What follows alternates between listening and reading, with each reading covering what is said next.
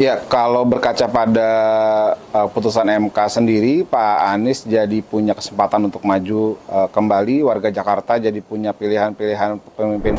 Iya, untuk terkait putusan MK sendiri kita bersyukur gitu ya, gimana MK bisa jadi salah satu garda pelindung demokrasi kita gitu, dimana memberikan kesempatan untuk banyak partai, baik itu partai besar maupun partai kecil untuk bisa ikut terlibat dalam eh, pencalonan kepala daerah gitu, nggak cuma di Jakarta tapi juga di banyak daerah gitu. Jadi ini salah satu gambaran tentang demokrasi kita yang diselamatkan sama MK gitu.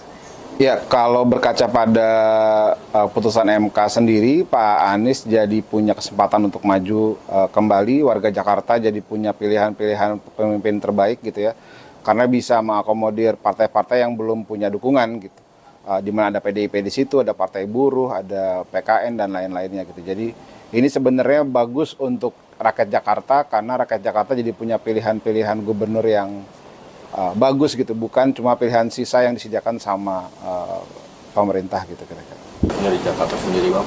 Iya, kalau Pak Anies sendiri kan kalau dengan PDIP sudah komunikasi sejak lama gitu ya, udah sejak awal sudah berkomunikasi dengan baik, lancar sampai hari ini gitu, dan pasca putusan MK kemarin juga Partai Buruh langsung komunikasi dengan Pak Anies gitu untuk, dan kalau nggak salah juga akan deklarasi. Justru ini jadi kesempatan buat partai-partai juga gitu yang lain untuk bergabung.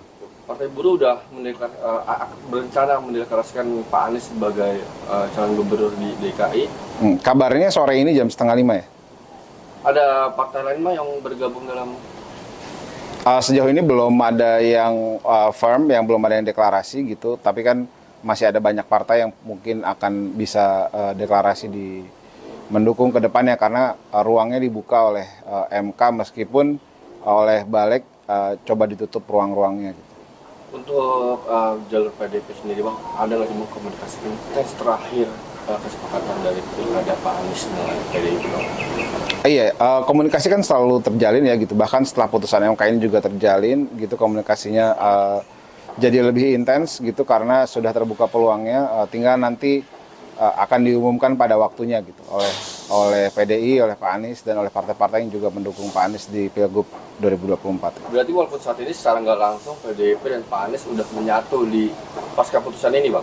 Dari sebelumnya juga sudah berkomunikasi dengan baik. Cuman kan memang batas akhirnya kan tanggal 29 Agustus ya gitu, jadi masih panjang, masih ada sekitar semingguan lagi gitu, jadi tinggal tunggu aja waktunya, nanti kita umumkan ke publik kira-kira gitu.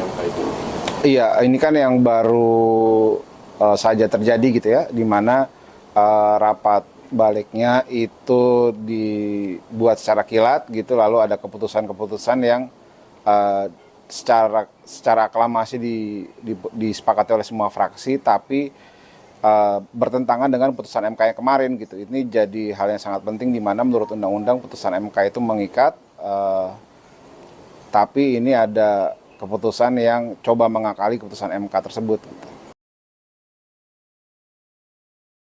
Menjunjung tinggi prinsip jurnalisme dalam setiap tayangan terbaiknya.